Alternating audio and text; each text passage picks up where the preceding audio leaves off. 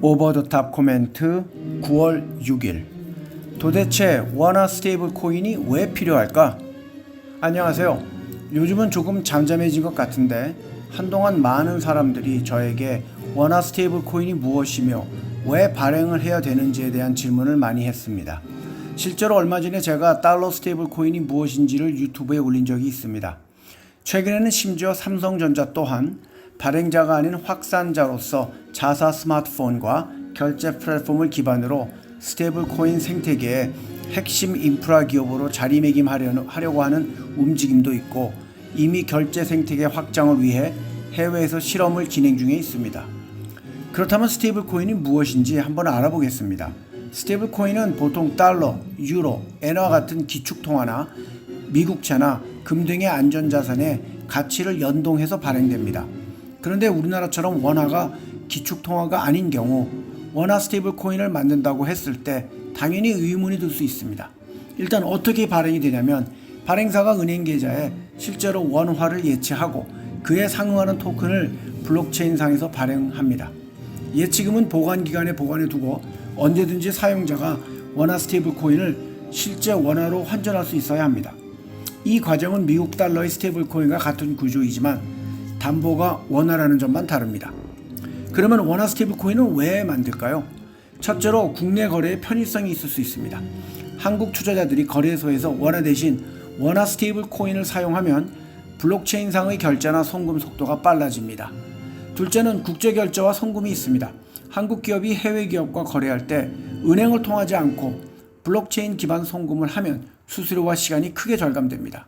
특히 동남아나 중앙아시아 등 금융의 인프라가 부족한 지역에서는 원화 스테이블 코인은 일종의 디지털 결제 수단이 될 수 있습니다. 또한 디지털 생태계와 연결될 수 있습니다. 예를 들어 메타버스나 NFT나 게임 같은 플랫폼에서 원화 기반 결제를 하려면 원화 스테이블 코인이 필요합니다. 그러나 현실적으로는 한계가 있습니다.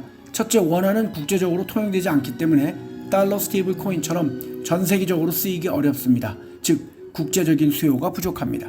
그리고 규제의 문제도 있습니다.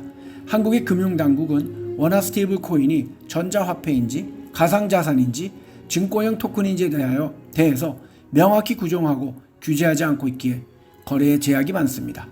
또한 외국인이 원화 스테이블 코인을 쓴다고 해도 원화의 가치 자체가 달러 대비 변동성이 크기 때문에 국제시장에서는 매력이 떨어질 수 있는 환율 리스크까지 있습니다.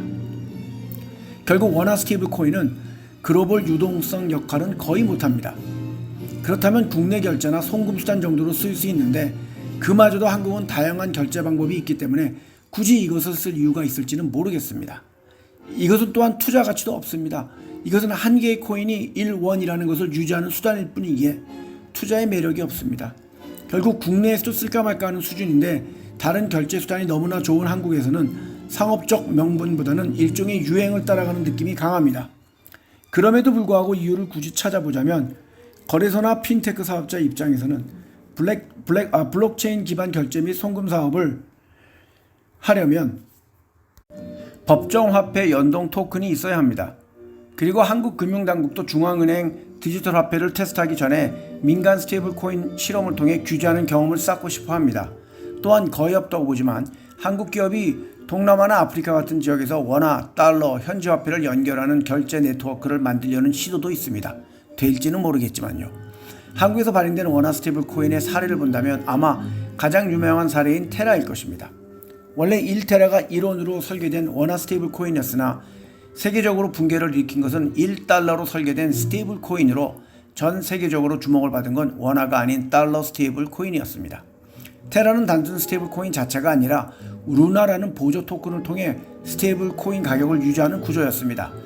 사람들이 왜 루나에 투기적으로 몰렸냐면 여러 가지 이유가 있지만 먼저 은행보다도 훨씬 높은 안정적 수익이라는 인식을 주었습니다.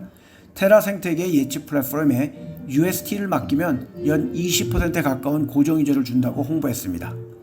그리고 테라가 실제로 한국의 간편 결제 시스템과 서비스와 연계하면서 실생활 결제에 쓰이는 가상화폐라는 기대감이 커졌습니다.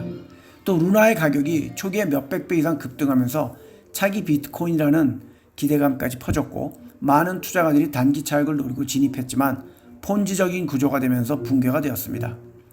또 한국의 업비트나 빗썸 같은 거래소들이 예전부터 원화 포인트 개념을 운영했는데 이것을 블록체인 토큰화해서 내부 결정으로 쓰려는 시도가 있었습니다만 규제의 불확실성 때문에 확산되지는 못했습니다. 현재 한국금융위원회는 원화 스테이블 코인은 사실상 전자화폐라고 보며 엄격하게 보려는 기조가 있습니다. 투자자들도 달러 기반 스테이블 코인을 위주로 쓰고 원화 스테이블 코인에는 거의 관심이 없습니다. 기업 입장에서도 별로 큰 의미가 없습니다. 한국 정부는 스테이블 코인 도입에 대해 조심스럽지만 전향적인 접근을 취하고 있습니다. 한국은행은 신중한 접근을 요구하며 은행 중심의 발행을 강조하며 그 후에 점차 민간 발행으로의 확대를 강조했고 발행 초기 단계부터 한국은행이 허가권을 가져야 한다고 주장합니다. 여당은 디지털 자산 기본법을 제출했으며 최소 자본금 500만 원 이상, 1:1 법정화폐 담보 보장, 금융위원회 승인 필요 등이 규정되어 있습니다. 야당도 비슷한 법안을 제출했으며 주요 차이점은 이자 지급 가능 여부 등 일부 조항이 있습니다. 금융위원회는 2025년 10월까지 관련 법안을 국회에 제출할 예정입니다. 법안에는 발행 요건, 담보관리, 위험통제 시스템 구축 등이 포함될 예정입니다. 주식시장에서의 반응은 아주 좋았습니다. 카카오페이나 LG CNS 등 관련 기업들의 주가가 크게 상승을 했습니다만 한국은행은 민간 비은행 발행자는 금융통화 안정성 측면에서 위험할 수 있다고 경고했습니다. 카카오페이는 올해 들어서 96.9% 상승했습니다만 지난 한 달 동안은 17.63% 하락했습니다. LG CNS는 올해 들어서 21.51% 오르고 있고 지난 한 달 동안 0.44% 상승했습니다. 과연 이러한 테마주의 주가가 향후에도 유지가 될까요? 투자자들이 이토록 광분하면서 투자할 대상인지는 여러분들이 한번 생각해 보시길 바랍니다. 성투하세요.